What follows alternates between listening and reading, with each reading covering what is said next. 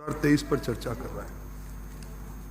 उद्देश्य और कारणों के कथन में सरकार ने कहा है कि बजट घोषणा 23-24 मुख्यमंत्री द्वारा की गई 500 करोड़ की घोषणा और वित्तीय ज्ञापन जो संलग्न किया है उसमें इन्होंने कहा कि विश्वविद्यालय के लिए आवर्ती व्यय के लिए 2 करोड़ रुपए की जरूरत है। 2 करोड़ रुपए रिकरिंग एक्सपेंडिचर में कोई सैटेलाइट हॉस्पिटल भी नहीं चल सकता। इसका मतलब नीति और नीयत तो सामने आ गई कि बजटीय घोषणा है। और सभापति महोदय, ये सदन 15वां विधानसभा का ये सत्र, ये 15वीं विधानसभा साक्षी रहेगी।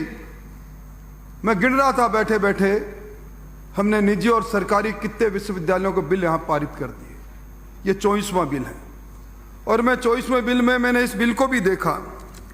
इसमें विस्तृत रूप से 42 धाराओं को भी देखा, इसके उद्देश्य और कारणों के कथन को भी देखा और इसके अंदर जो अलग अलग आपने परीक्षा समिति से लेकर बोर्ड ऑफ डायरेक्टर से लेकर विश्वविद्यालय के प्राधिकारी और सब चीज़ों को मैंने देखा और मैंने महसूस किया कि मात्र आगे टाइटल बदल दो और नीचे लगभग वही प्रावधान रहते हैं और इसमें कोई इतर बात भी नहीं। यूनिवर्सिटी ग्रांट कमीशन ने मॉडल एक्ट बनाने की बात कही, शायद उसी की तर्ज पर होगा।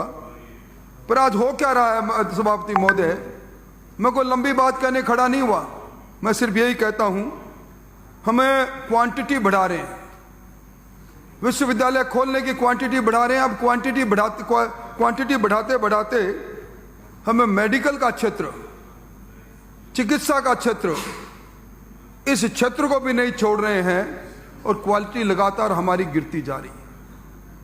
मैं उन बातों का जिक्र करूं जो आए दिन अखबारों में साया होती है। सभापति महोदय, इसके उद्देश्य और कारणों के कथन के साथ मैं देख रहा था जिस विश्वविद्यालय जिस उद्देश्य से स्थापित किया गया है, सेक्शन साइज 4 होगा, उसमें जिन बातों को लिखा गया उन सारी बातों को अगर मैं देखूं और उन उद्देश्यों को देखें तो निश्चित तौर पर विश्वविद्यालय के उद्देश्य 14 उद्देश्य इन्होंने लिखे। उद्देश्य लिखे जा सकते हैं, पर जब हम नया विश्वविद्यालय खोलें और उसके पीछे मकसद हमारा ये हो कि हम विश्व मानक स्तर पर हमारे विश्वविद्यालय के अनुसंधान से लेकर अध्ययन और अध्यापन की व्यवस्था करें, तो सबसे पहले हमारे सामने खड़ा होता है कि इस अध्ययन और अध्यापन के लिए हम किस हालात में खड़े हैं, किस जगह पर खड़े हैं, हमारे पास कितनी फैकल्टी है। मुझसे पहले बिल्कुल सही कहा, मैंने नेक के एफिलिएशन की बात मैं पहले कह चुका हूं, पर अब इसमें मैं दोहराऊंगा नहीं। पर यह संस्थाएं क्यों बनाई गई मंत्री जी? नेक जैसी संस्थाएं इसलिए बनाई गई कि विश्वविद्यालय में मानकता के आधार पर जो पैरामीटर्स तय किए गए हैं, वो पैरामीटर चाहे वो आधारभूत संरचनाओं से संबंधित हो, मानव संसाधनों से संबंधित हो, शोध से संबंधित हो, शोध पत्रों से संबंधित हो, इन मानकों को पूरा किया जाना चाहिए। आज जब मेडिकल कॉलेज और मेडिकल यूनिवर्सिटी की बात चलती है तो जहन में एक बात उठती है कि जहां मेडिकल यूनिवर्सिटी आएगी, निश्चित तौर पर आज जिस प्रकार बीमारियों का पैटर्न बदल रहा है, हम वैश्विक महामारी कोरोना से रूबरू होकर निकले हैं, जिस प्रकार प्रिवेंटिव सोशल मेडिसिन से हम दूर होते जा रहे हैं, हम न चाहते हुए बीमारियां आमंत्रित कर रहे हैं, जिस प्रकार का प्रदूषण और खान-पान है हमारा, उन सब पर शोध करने वाली संस्था, उन सब पर हमारे ट्रीटमेंट पैटर्न ऑफ ट्रीटमेंट को बताने वाली संस्था बनेगी। मंत्री जी, अभी निजी क्षेत्र में 5 मेडिकल यूनिवर्सिटी है, 2 जयपुर में है, 2 उदयपुर में है, 3 जयपुर में है और आपके पास 31 मेडिकल कॉलेज है। 31 मेडिकल कॉलेज पर 2 यूनिवर्सिटी पूरे देश में कहीं नहीं है। मैं उन बातों पर नहीं जाऊंगा, पर मेडिकल कॉलेज के नाम पर हमने व्यवस्थाएं खड़ी कर दी। क्या सोचकर हमने करी थी, क्या सोच है? आपको मालूम है किसी देश और प्रदेश की प्रकृति के मानकों में हमारे एसडीजी के गोल्स भी हैं, ये उन्होंने तय किया। एमजीटी के गोल थे जो बाद में एसडीजी के गोल्स, उसमें सबसे ज्यादा हेल्थ इंडिकेटर के उसमें है हमारी जन्म दर क्या, हमारी मृत्यु दर क्या है। इन सब में हम कहां खड़े हैं? इसलिए मैं निवेदन करूंगा कि ये क्वालिटी गिरती जा रही है, इस पर भी निश्चित तौर पर आप विचार करें। और आप आज राज में जिसकी बात मुझसे पहले कही, सभापति महोदय, यहाँ एकमात्र सरकारी मेडिकल यूनिवर्सिटी है हमारी आरयूएचएस में आज अगर एनएमसी आ जाए, उसके एफिलिएशन पर भी सवाल खड़ा हो सकता है। वहां ना प्रोफेसर है, ना एसोसिएट प्रोफेसर, ना असिस्टेंट प्रोफेसर है, 80% पद रिक्त है। अब इन यूनिवर्सिटी के अंदर यूनिवर्सिटी खोलो, बिल्कुल खोलो, मारवाड़ के नाम से खोलो, और जिस दिन चुनाव में जाएं उस दिन कहो कि हमने ये कर दिया था। पर दूरबीन लगाकर हम खोजेंगे कि जो संस्था है, चाहे वो एजुकेशन के सेंटर क्षेत्र में खुले हुए अंग्रेजी महात्मा गांधी विद्यालय हो, चाहे महाविद्यालय हो, चाहे मेडिकल कॉलेज हो, चाहे मेडिकल यूनिवर्सिटी हो, ये संस्थाएं जनता की नजर में जब एग्जिस्ट करेगी, जब जनता महसूस करेगी कि उच्च से उच्चतर संस्था, मेडिकल की यूनिवर्सिटी नाम की संस्था, मारवाड़ के नाम की संस्था, और मारवाड़ के इतिहास जो गौरवशाली इतिहास था, इसलिए उसी तरह की गौरवशाली होगी। परंतु नहीं, आरयूएचएस में कोई शोध हो रहे हैं तो मुझे बताओ। आज 1000 बेड है। मंत्री महोदय, कोरोना में काम किया मैं मानता हूं, वीआईपी के ट्रीटमेंट का केंद्र बन गया। 1000 बेड के अंदर 15% बेड ऑक्यूपेंसी नहीं है, क्योंकि वहां व्यवस्था नहीं, फैकल्टी नहीं है आपके पास, पैरामेडिकल के स्टाफ खाली पड़े हैं। आपने बड़ी बड़ी मशीनें लाकर खड़ी कर दी, हमारे समय भी वह उनको चलाने वाला आदमी नहीं है। मैं 8.5 वर्ष तक इस विभाग का मंत्री रहा हूं। मैं मेरे अनुभव से कह सकता हूं कि आज जो लेटेस्ट इक्विपमेंट जिस तरह की बीमारी, इलनेस के ट्रीटमेंट के लिए आते हैं, पेरीफेरी में, पहले पेरीफेरी में डिस्ट्रिक्ट हॉस्पिटल की चर्चा होती थी, अब डिस्ट्रिक्ट हॉस्पिटल के साथ मेडिकल कॉलेज की चर्चा हो रही है। क्योंकि हमें जिस तरह हमारी आबादी बढ़ रही है, बीमारी का तौर तरीका बदला है। डब्ल्यूएचओ ने मापदंड तय कर रखे हैं, डब्ल्यूएचओ के मापदंड के अनुसार हमें डॉक्टर्स तैयार करने हैं, हमें नर्सिंग कॉलेज के माध्यम से पैरामेडिकल स्टाफ तैयार करना है। पर क्या आज की तारीख में उस कारखाने को चलाने वाला वो विज्ञ व्यक्ति तो है क्या, जो उससे पैदा कर दे, डॉक्टर भी पैदा कर दे और वो नर्सिंग पैरामेडिकल भी पैदा कर दे? हमारे पास फैकल्टी नहीं। आपके 17 मेडिकल कॉलेज चल रहे हैं राजमहल से, फैकल्टी 42% है, और 50% विद्यार्थियों से आप पेमेंट फीस के नाम पर 10 लाख रुपए साल के ले रहे हो। बैठने की जगह नहीं सभापति महोदय, लेबोरेटरी में जगह नहीं, मतलब प्रॉपर क्लासरूम नहीं। और आज जो संलग्न चिकित्सालय इनके साथ जुड़े हुए हैं, जिनके बारे में सिरोही से आने वाले माननीय सदस्य लंबी लंबी डींग आंक रहे थे। मैं भी मेडिकल कॉलेज, जब मैं हेल्थ मिनिस्टर था तो मैं भी मेडिकल कॉलेज लेकर गया था। हमने भी सोचा बड़ा आमूलचूल परिवर्तन होगा। आज सीएचसी के अंदर सुविधा है, एक ट्रॉमा सेंटर मेडिकल कॉलेज का नहीं चलता। सारा लोड आता है तो आपके एसएमएस में आता है, पीबीएम में आता है, डिविजनल हेडक्वार्टर पर जो हॉस्पिटल है उनके अलावा कोई नहीं चल रहा। सभापति महोदय, हमें इस बात का लेकर आलोचना नहीं कर सकते, क्योंकि पहला सुख निरोगी काया की बात जब आती है तो ये संस्थानें बेहतर होनी चाहिए। मंत्री जी, आपने कोशिश की, हमने कोशिश की, इसलिए हमें सकारात्मक दृष्टि से आंख से आंख मिलाकर देखना चाहिए कि हम संस्था खोल रहे हैं, हम मारवाड़ के नाम पर मेडिकल यूनिवर्सिटी खोल रहे हैं, पर आज हालात क्या है। मैं निवेदन करूं कि आज आवश्यकता तो इस बात की थी कि आपके यहां नर्सिंग यूनिवर्सिटी खोलते। 27 से ज्यादा नर्सिंग कॉलेज है आपके सरकारी क्षेत्र में, नर्सिंग यूनिवर्सिटी खोलते तो समझ में आता, पर नहीं।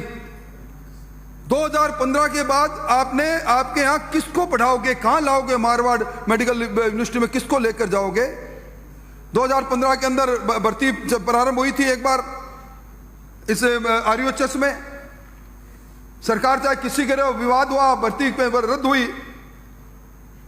इसलिए मैं निवेदन करूं और हम घोषणा दर घोषणा करें, निश्चित तौर पर करें। मंत्री महोदय, इसी पिछली 2022-23 के अंदर आपने घोषणाएं की आरयूएचएस में डेंटल कॉलेज, और डेंटल कॉलेज के लिए बजट 2022-23 में बिंदु संख्या 17 आपके यहां से चिकित्सा स्वास्थ्य विभाग के जो आपके मेडिकल सेक्रेटरी साहब हैं, उन्होंने कुल सचिव राजस्थान विज्ञान विश्वविद्यालय जयपुर को लिखा है 91.49 करोड़ की स्वीकृति जारी कर दी, पर लिखा है कि विश्वविद्यालय के स्वयं के स्तर पर जमा राशि का उपयोग करके इस काम को करो। ये बजट की घोषणा है, इसलिए इसको जल्दी अतिशीघ्र पूरा करो।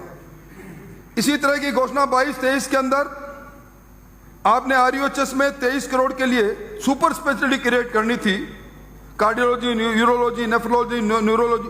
मैं आपको सभापति महोदय इसलिए कह रहा हूं, ये मैं रिलेवेंट बात कर रहा हूं कि इससे पहले हमें एक सिंहावलोकन करना चाहिए कि जो आज एकमात्र सरकारी क्षेत्र में मेडिकल यूनिवर्सिटी है उसकी हालात क्या, उसको सरकार किस प्रकार उसके संसाधन नहीं देकर पिछले दरवाजे से कहती है कि तो अपने संसाधन जुटाओ। कहां से जुटाएंगे ये? इसमें भी लिख रहे हैं कि राजस्थान स्वास्थ्य विज्ञान विश्वविद्यालय स्वयं के संसाधनों से इसको करो पूरा। बजट घोषणा आप करो, कौन से संसाधन है मंत्री महोदय मुझे बताएं। ये 80 करोड़ का centre of collaborative research and academic excellence come convention centre, ये 2023-24 पैरा 57 राजस्थान स्वास्थ्य विज्ञान विश्वविद्यालय स्वयं के खर्चे पर करे। इसी प्रकार centre for post Covid rehabilitation institute 30 crore 95.56 crore का स्वास्थ्य विज्ञान विश्वविद्यालय समय के संसाधनों से करे। इसी प्रकार RUHS में जनरल मेडिसिन, जनरल सर्जरी, स्त्री प्रसूति रोग 3 यूनिट बनी थी 34 करोड़ की, ये विश्वविद्यालय स्वयं के संसाधन से करो। तो पल्ले नहीं दाने रम्मा चली बुलाने, जो पैसा है नहीं, आप 500 करोड़ की बात कर रहे हो सिर्फ इसीलिए। मैं समझता हूं कि ये इस आदत से हम सबको बचना चाहिए सभापति महोदय। सरकार इस लोकतंत्र में 5वें साल अपना कार्यकाल पूरा करती है। मैं पूछना चाहता हूं, ये 5वां साल, ये विधानसभा का आखिरी सत्र, इस सत्र के अंदर हम रिकॉर्ड बना रहे हैं कानून बनाने के, विधेयक बनाने के, विधानसभा की विधान बनाने वाली सभा की सक्रियता पूरे देश के लोग देख रहे हैं कि ये क्या माजरा क्या है। ये एक के बाद एक क्यों बिल आ रहे हैं, एक के बाद एक यूनिवर्सिटी का क्यों स्थापित हो रही है। ये कागजी हवाई दावे, हवाई बातें, ये निश्चित तौर पर चाहे हम आए चाहे आप आए, ये वही बातें सभापति महोदय। जब मार्च का आखिरी महीना होता है तब स्वीकृतियां धनाधन दौड़ती है, धनाधन निकलती है, पीडी खाते में पैसा जाता है। हमें यथार्थ से आंख मिलानी चाहिए। और मैं इसलिए कहना चाहता हूं कि सरकारी क्षेत्र में आपके पास जो जितने मेडिकल कॉलेज है उसके अनुपात में आपके पास उनके एफिलिएशन के लिए RUHS मेडिकल यूनिवर्सिटी है। निजी क्षेत्र के अंदर आपके पास जयपुर में JNU, निम्स और महात्मा गांधी विश्वविद्यालय है, उदयपुर में गीतांजलि और पैसिफिक विश्वविद्यालय है। आप इन सारे मामलों को देखकर विश्वविद्यालय खोलने के लिए वाहवाही जरूर ले लें। आप कहेंगे थोड़ी देर में मेजर थपथपाई जाएगी, पर मैं रिकॉर्ड पर बात ले जाना चाहता हूं। यह विश्वविद्यालय अपनी कागज से निकलकर, अपने जिस तरह बच्चा गर्भ से निकलकर चिलकारी मारता है ना, उस तरह किलकारी मार दे, तो आप मुझे कह देना आप अब 9वां विश्वविद्यालय है कले जोधपुर में। मैं अजमेर से आने वाले माननीय सदस्य देवनानी जी की बात को ताकीद नहीं करता, पर कुछ बातें हमें आभास दे जाती है। आज मतलब सदन के नेता, उनके सामने समानता की बात रहनी चाहिए थी। 9 स्किल यूनिवर्सिटी खुलेगी तो जोधपुर में खुलेगी, इंजीनियरिंग यूनिवर्सिटी खुलेगी तो जोधपुर में खुलेगी, मारवाड़ मेडिकल यूनिवर्सिटी खुलेगी तो जोधपुर में खुलेगी। जोधपुर इस तरह जीता नहीं जाएगा। इसलिए मैं कहूंगा कि इसको जनमत जानने के लिए प्रचारित करो। मैंने सेक्शन पर इसलिए नहीं बोला, मैंने उनको देखा सभापति महोदय, ये बिल्कुल एक तरह से डुप्लीकेट है जो हमने पहले जिन पर चर्चा कर ली।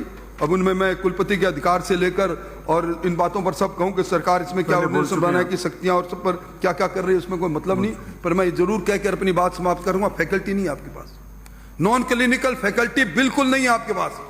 NMC के अंदर, इंस्पेक्शन के अंदर इधर से उधर, उधर से इधर, अहमदिया की टोपी महमदिया पर, महमदिया की टोपी अहमदिया पर, यह ज्यादा दिन नहीं चलेगा। ये लोगों के जीवन स्तर से जुड़ी हुई चीजें। अगर आप उच्चतम मानक स्तर की सेवाएं देना चाहते हैं तो हमारी जो सेवाएं आज हमारे पास यूनिवर्सिटी है, मेडिकल कॉलेज है, उनमें भगवान के लिए मापदंड आपके सामने हैं। WHO के मापदंड आपने पढ़ रखे हैं, NMC के मापदंड आपने पढ़ रखे हैं। उन सारे मापदंडों के अनुसार, उन मानकों के अनुसार पहले उनकी परिपूर्ति करो, वो परिपूर्ण हो जाएगा वो फैकल्टी पूरी हो जाएगी, बच्चों के अध्यापन की व्यवस्था हो जाएगी। एक एक असिस्टेंट लेक्चरर वो भी 2-3 सालों का एडोक तौर पर आज पढ़ा रहा है बच्चों को, पीएसएम पढ़ा रहा है, दूसरी सब्जेक्ट पढ़ा रहा है। क्या किस प्रकार के डॉक्टर हम तैयार कर रहे हैं सभापति महोदय? किस प्रकार के विश्वविद्यालय में हम आने वाली पीढ़ियों को, आने वाले समय में ये यहां से निकलकर जब जाएगा और मेरी नवज पर हाथ रखेगा, किसी के जीवन पर हाथ रखेगा, ये धरती के दूसरे देवताओं को पैदा करने में कम से कम इस विश्वविद्यालय में तो मैं उम्मीद करता हूं कि इसको जनमत जानने के लिए भेज दो। ये बाकी होता तो मैं इतने जोर से कहता नहीं। आप स्टेट मैन अच्छे हो, अच्छे लोग हो, इसलिए इस पर विचार करें। धन्यवाद। माननीय मंत्री महोदय। सभापति महोदय, मैं प्रस्ताव करता हूं